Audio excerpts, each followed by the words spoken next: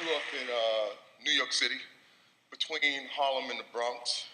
Growing up as a boy, we was taught that men had to be tough, had to be strong, had to be courageous, dominating, no pain, no emotions, with the exception of anger and definitely no fear. That men are in charge, which means women are not. That men lead, and you should just follow and just do what we say. That men are superior, women are inferior. That men are strong, women are weak. That women are of less value, property of men and objects, particularly sexual objects. I've later come to know that to be the collective socialization of men, better known as the man box. See, this man box has in it all the ingredients of how we define what it means to be a man. Now, I also want to say, without a doubt, there are some wonderful, wonderful, absolutely wonderful things about being a man. Well, at the same time, there's some stuff that's just straight up twisted. And we really need to begin to challenge, look at it, and really get in the process of deconstructing, redefining what we come to know as manhood. This is my two at home, Kendall and Jade. They're 11 and 12. Kendall's 15 months older than Jade. There's a period of time, when my wife, her name is Tammy, and we just got real busy and whip it, bit, bam, boom, Kendall and Jade. All right. And when they were about 5 and 6, 4 and 5, Jade could come to me. It didn't matter, come to me crying, It didn't matter what she was crying about. She can get on my knees. She can snot my sleeve up, just cry it out. Daddy got you. That's all that's important. Now, Kendall, on the other hand, and like I said, he's only 15 months older than her, he come to me crying. It's like as soon as I would hear him crying, a clock would go off. I would give the boy probably about 30 seconds, which means by the time he got to me, I was already saying things like, why you crying? Hold your head up. Look at me. Explain to me what's wrong. Tell me what's wrong. I can't understand you why you're crying. And out of my own frustration of my role and responsibility of building him up as a man to fit into these guidelines and these structures that are defining this man box, I would find myself saying things like, just go in your room. Just go on in your room, sit down, get yourself together, and come back and talk to me when you could talk to me like a what? Like a man. And he's 5 years old. And as I grow in life, I would say to myself, my God, what's wrong with me? What am I doing? Why would I do this? And I think back to my father.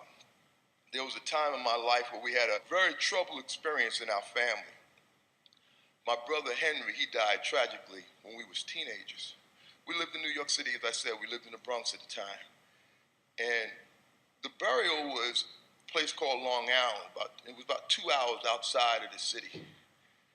And as we were preparing to come back from the burial, the cars stopped at the bathroom, to let folks take care of themselves for the long ride back to the city. And the limousine empties out. My mother, my sister, my auntie, they all get out, but my father and I stayed in the limousine. And no sooner than the women got out, he burst out crying. He didn't want to cry in front of me, but he knew he wasn't going to make it back to the city. It was better me than to allow himself to express these feelings and emotions in front of the women. And this is a man who 10 minutes ago had just put his teenage son in the ground. Something I just can't even imagine. The thing that sticks with me the most is that he was apologizing to me for crying in front of me. And at the same time, he was also giving me props, lifting me up for not crying. I come to also look at this as this fear that we have as men, this fear that just have us paralyzed, holding us hostage to this man box. I can remember speaking to a 12-year-old boy, a football player, and I asked him, I said, how would you feel if in front of all the players, your coach told you you were playing like a girl? Now, I expected him to say something like, I'll be sad, I'll be mad, I'll be angry, or something like that. No, the boy said to me, it would destroy me. And I said to myself, God, if it would destroy him to be called a girl, what are we then teaching him about girls?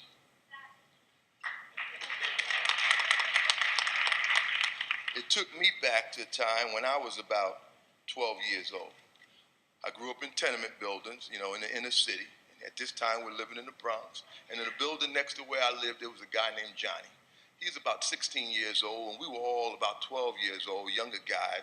And he was hanging out with all us younger guys. And this guy, he was up to a lot of no good. He was the kind of kid where parents would have to wonder, what is this 16-year-old boy doing with these 12-year-old boys? And he did spend a lot of time up to no good. He was a troubled kid. His mother had died from a heroin overdose. He was being raised by his grandmother. His father wasn't on the set. His grandmother had 2 jobs. He was home alone a lot. But I got to tell you, we young guys, we looked up to this dude, man. He was cool. He was fine. That's what his sister said. He was fine, right? He was having sex. We all looked up to him. So one day I'm out in front of the house doing something, just playing around, doing something, I don't know what. He looks out his window. He calls me upstairs. He said, hey, Amp. They called me Anthony growing up as a kid. Hey, Anthony, come on upstairs. Johnny called, you go. So I run right upstairs. As he opens the door, he says to me, do you want some? Now, I immediately knew what he meant, because for me growing up at that time and our relationship with this man box, do you want some meant one or two things, sex or drugs. And we weren't doing drugs. Now, my box, my card, my man box card was immediately in jeopardy. 2 things. One, I never had sex. We don't talk about that as men. You only tell your dearest, closest friends sworn secrecy for life the first time you had sex. For everybody else, we go around like we've been having sex since we was 2. There ain't no first time. The other thing I couldn't tell him is that I didn't want any. That's even worse. We're supposed to always be on the prowl. Women are objects, especially sexual objects. So anyway, I couldn't tell him any of that. So like my mother would say, make a long story short, I just simply said to Johnny, yes. He told me go in his room. I go in his room, on his bed is a girl from the neighborhood named Sheila. She's 16 years old. She's nude. She is what I know today to be mentally ill, higher functioning at times than others. We had a whole choice worth, inappropriate names for her. Anyway, Johnny had just gotten through having sex with her. Well, he actually raped her, but he would say he had sex with her because while Sheila never said no, she also never said yes. So he was offering me the opportunity to do the same. So when I go in the room, I close the door. Folks, I'm petrified. I stand with my back to the door so Johnny can't bust in the room and see that I'm not doing anything. And I stand there long enough that I could have actually done something. So now I'm no longer trying to figure out what I'm going to do. I'm trying to figure out how I'm going to get out of this room. So in my 12 years of wisdom, I zip my pants down, I walk out into the living room, and lo and behold to me, while I was in the room with Sheila, Johnny was back at the window calling guys up. So now it's a living room full of guys, like the waiting room in the doctor's office. And they asked me, how was it? And I say to them, it was good. And I zip my pants up in front of them, and I head for the door. Now, I say this all with remorse, and I was feeling a tremendous amount of remorse at that time, but I was conflicting. Because while I was feeling remorse, I was excited because I didn't get caught, but I knew I felt bad about what was happening. This fear getting outside the man box totally enveloped me. It was way more important to me about me and my man box card than about Sheila and what was happening to her.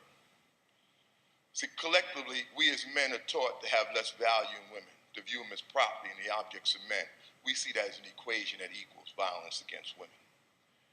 We as men, good men, the large majority of men, we operate on the foundation of this whole collective socialization. We kind of see ourselves separate, but we're very much a part of it. You see, we have to come to understand that less value, property, and objectification is the foundation, and the violence can't happen without it. So we're very much a part of the solution as well as the problem. The Centers for Disease Control says that men's violence against women is at epidemic proportions. It's the #1 health concern for women in this country and abroad. So quickly, I'd like to just say, this is my love of my life, my daughter Jay. the world I envision for her.